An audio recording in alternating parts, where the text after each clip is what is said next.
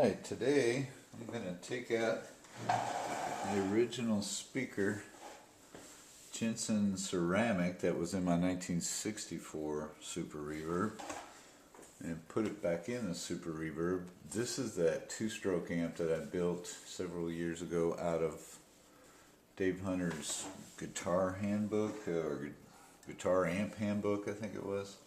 I've already taken the nuts off of this thing. Hopefully it comes out.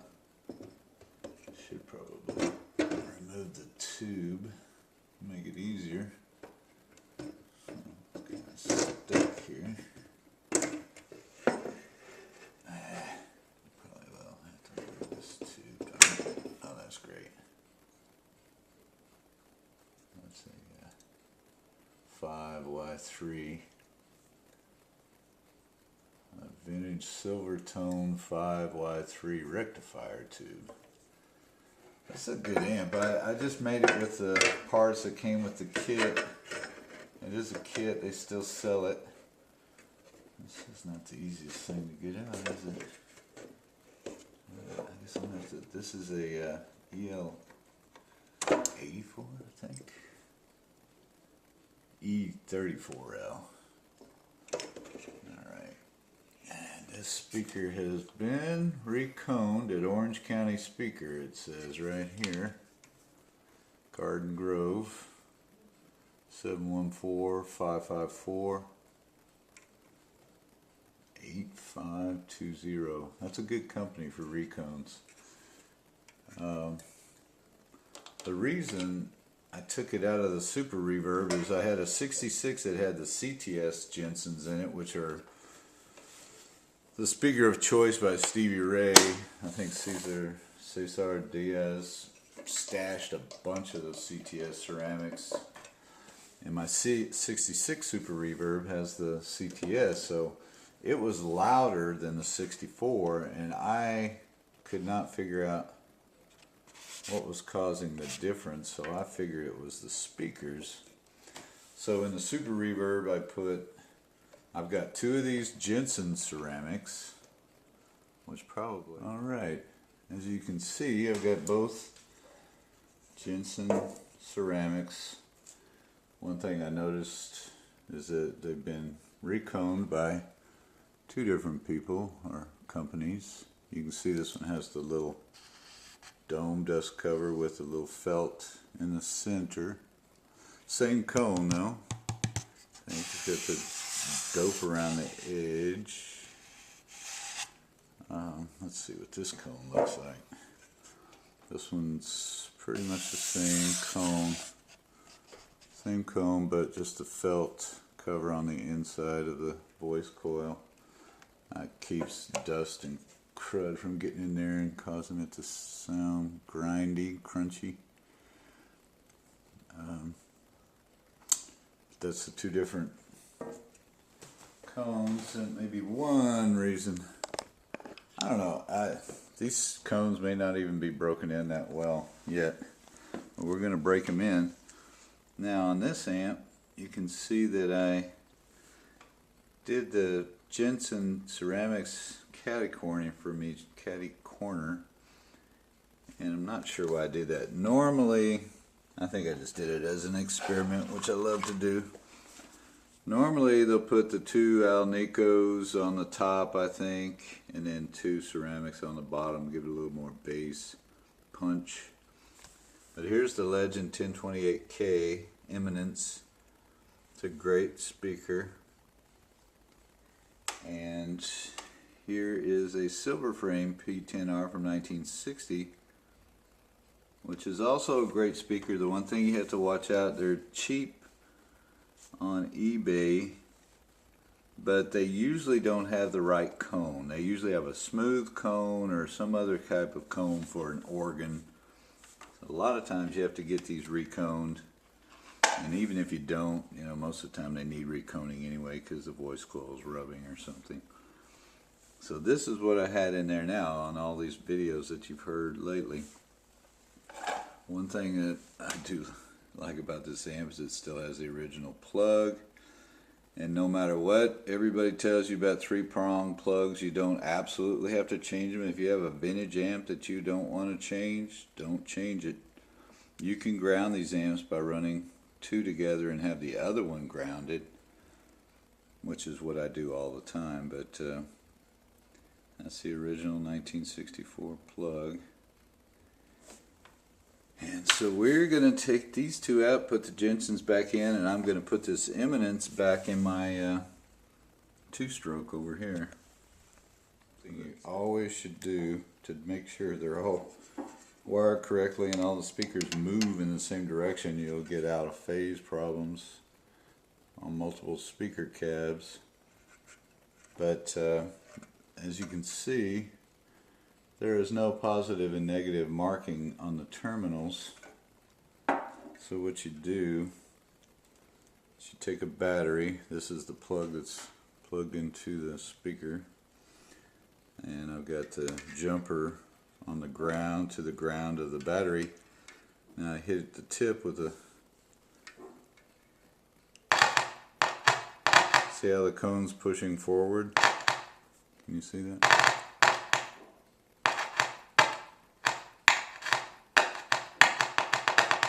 Okay, so you know that positive to positive.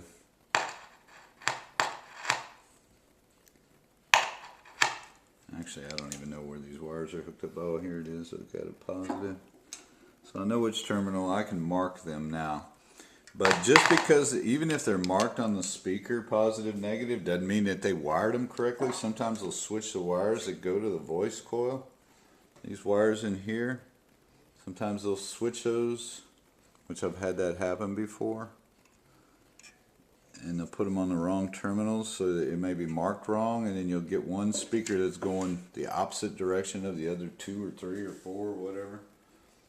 So you have to check that even after you get it all installed, and I'll show you how to do that. But you hit all 4 speakers at the same time and you look at all the cones and just make sure they're moving in the same direction. Alright, this is something you should probably always have, is a solder sucker. This is a one-handed job. I think I got this at Radio Shack.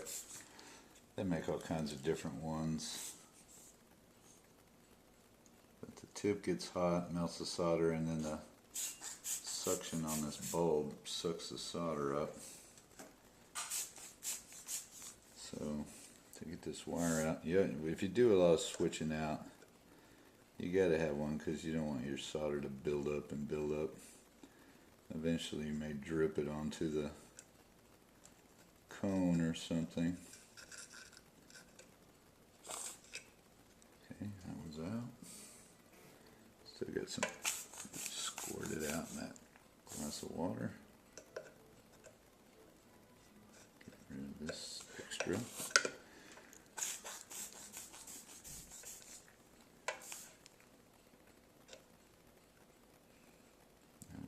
Nice clean joint ready to go for the next speaker wire or whatever. And now I realize why I don't do this that often. I got all the nuts off, but there's 2 up here that I can barely get to, so I'm gonna have to remove the chassis or pull it back some so I can get a wrench up in there to get this speaker out because it's so tight. I've got the wires disconnected. White's positive, black's negative. So one thing I wanted to show you was you don't ever want to just torque these bolts up. Just a little bit tighter than handy, but you don't want them loose enough to where they come off while you're, loosen up while you're playing. But I was noticing that these are all just a hair loose, so you probably should go back and check them every once in a while. But if you tighten them up too much, you could warp the basket and damage the speaker. So you want to be careful that you don't do that. I'll be able to get this one out with no problem. I usually use a socket. Sometimes I'll put the wrench on there and just snug it up, maybe a 1/8 of a turn or so, Just don't over torque them. Now this is one more reason why I realize now why I hadn't changed these things. This stud right here is loose, so the only way for me to tighten it up good is to punch in through the darn grill cloth and try to hold it while I tighten it up. These things are not supposed to move, these studs. That one's loose, stripped. So that's another downfall of older amps, but either way, I'll fix this one hopefully. It's just one, I think. Okay, this has turned out to be somewhat of a pain, and this is exactly why I never went back, because I realized at the time I put those speakers in that it was going to be tough to switch them again. But I can't get this one out. Apparently the nut's got a little, the bolt has a little burr on it, so the nut won't come off, and it's spinning in the baffle board, which it should be tight. Which only way you can fix it is to take the grill cloth off, and that's a lot of staples. Only thing I can do now is to try to stick something through the grill cloth to hold it without damaging the grill cloth, which is going to be tricky. Can't think of what that would be. An ice pick or something really thin. But I need to get that off of there, and then all I can do now to fix it without taking the grill cloth off is to maybe glue it in there. I think I tried that once. It doesn't work very well. Alright, I barely got it off. It was a real pain. Hopefully you can't see anything, but I had to stick this very small screwdriver through the grill. So I'm not taking this grill off. And hold it. And I remember to get it tight last time, I think I put a needle nose pliers on the end of the bolt, which scarred it up and made the nut very hard to get off. But I got it off, found the right screwdriver. This is a little bitty thing that didn't do any damage as far as I can tell to the grill cloth. So I've got it off. I'll be able to tighten it up too, but I will try to glue it to make it so it stays solid. Alright, I got the Eminence speaker out. It's Eminence Legend. It's a nice speaker. You can see the recone, or it's not a recone, this is the original cone from Eminence. Alnico 1028K. Let's see if it shows it on there. Made in the USA, established 1966. Doesn't really say what model it is, but it's definitely marked plus and minus, so we don't have to guess about that. I got it out, so hopefully everything goes well from now on. Alright, I just pulled the chassis out. You can see maybe an inch or two. It gives me enough room to get up underneath here because that dog house is right in the way of those screws. Alright, now you see a prime example of a different type of cone. This is the silver frame C10R from 1960, 12th week. And as you can see, I'm surprised they even put it in here, because who knows what this cone's for. It's an original, and that's why I left it alone. But not real sure. You can see the difference. Look at the ribs on this one and the ribs on that one, and the dust cover. But this is just solid ridges. This has little ribs in it, which is pretty much the way the Jensens are. Now these are recones. It's not original, but you can see there's a big difference, and it probably affected the way it sounded. Now I do have a silver frame that has the right cone on it, so I'm kind of glad I'm switching these out. But oh shoot, you can see those speaker holes there, ready for the Jensen's to go back in, and the only issue I have is to get my hands up underneath there on the top and get that bolt to stay solid so I can put the nut on. Okay, here's where you have to be careful. I mean, on the other speakers I marked positive and negative, which are actually the opposite of the original speakers that were already in here. You can see the white wires going on the right, which I have on this one marked negative. White is usually positive. So it doesn't matter white or black, positive, negative, which one you hook up where, just as long as they're all the same. And right now I'm hitting this one with a battery. I need to go get a better battery. It's jumping, but I can't tell which way it's jumping that well with the cone. I can feel it moving, but I'm going to go find a stronger battery. But if you, I mean, right now if I hooked all the wires up the same, white on right, black on left, I should be okay. But you definitely want to be sure, or you're going to get a strange bass response. You're going to get no bass. It's going to sound like the sound is coming off at an angle from the front. It's not going to be full sounding. Alright, maybe I discovered why this thing wasn't very loud to begin with. I don't know. Maybe the recones got wired opposite like I was talking.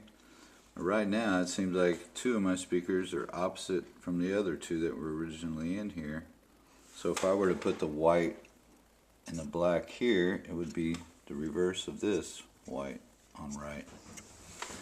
So I don't understand why I didn't catch that to begin with years ago.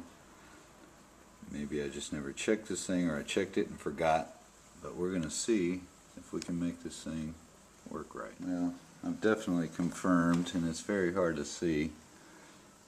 This is the negative terminal, positive. I go like this. It's going out. The cone's pushing out.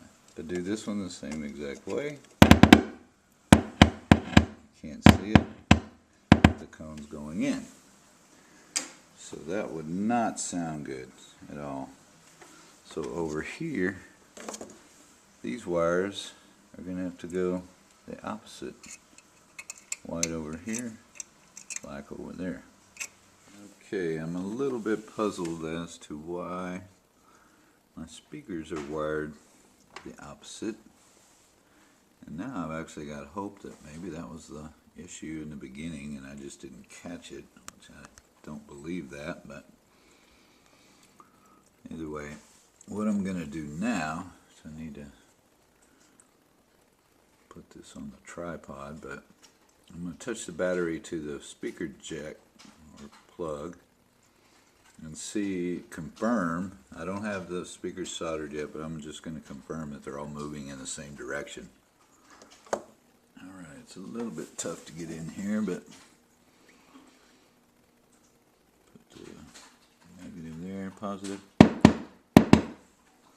See if I can do this and feel the speakers, or maybe I can see them. Oh, jeez.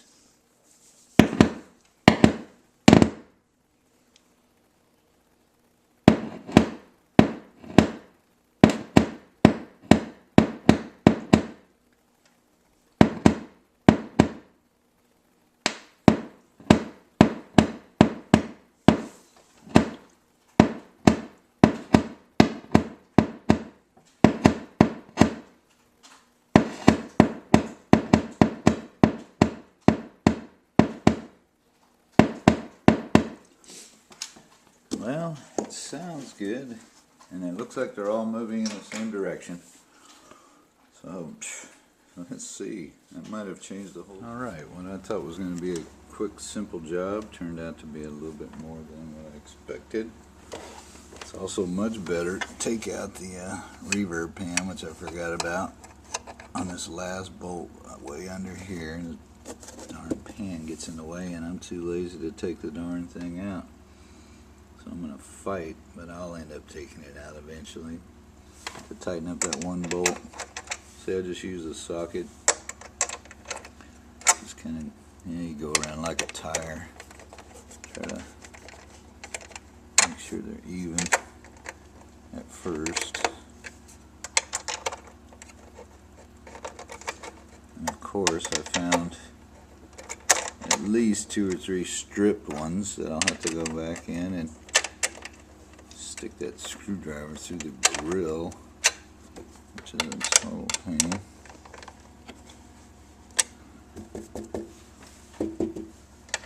So you don't want them too tight, but you want them just a hair tighter and handy. Alright, hopefully it sounds better, right? I had to take that one screw out to pull the reverb pan back a little bit to get into that bottom screw. I got that loose one tight, and I've got a couple of loose ones over here I think I need to get tight, but everything's looks like it's slowly coming together. It's an interesting exercise. I don't know how those speakers got by me, and I'm not sure they did yet. We'll see what the amp sounds like. I never noticed the out of phase sound, but maybe that was it. You get a cancellation of the bass frequencies when you have 2 speakers out of phase, so it really does affect the sound. I think it's ready to go. I just have to put the bolts back in, the back panel, and the chassis, slide it forward again, but we'll see how it sounds. Alright, one last step. Got the soldering done. I'm going to take the plug.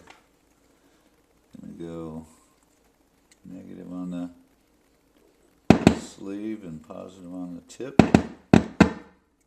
just to see if everything's moving in the same direction. I can actually see them.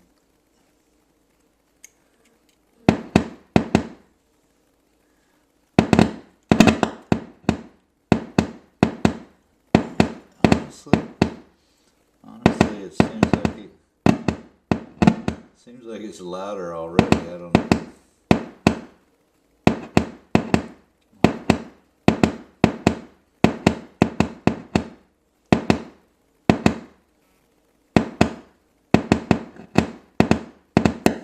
Yeah, they're all moving in the same direction.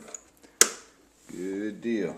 Let's go see how that sounds. It's always fun to mess with these old amps. It's like getting a whole new amp. I think the whole problem the whole time, and I mean it's been years since I've messed with it because I didn't want to mess with those stripped speaker mounting bolts, but I seriously think I fixed it, which is crazy.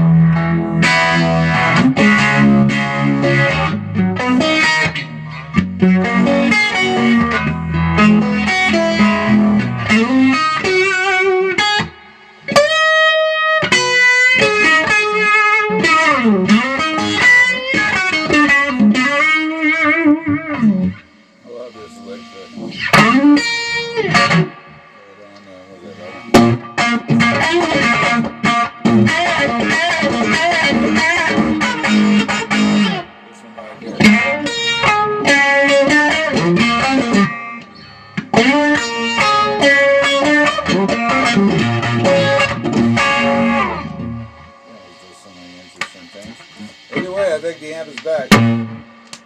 This is actually clean here. I had the peacock on.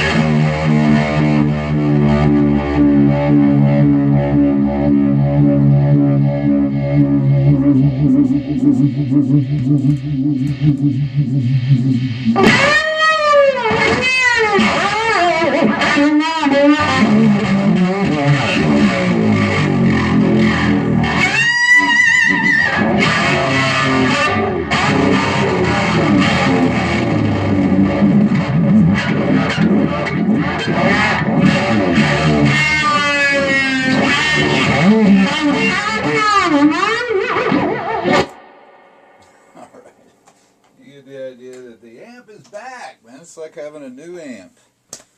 Thank you, Mark, for making me look at that thing.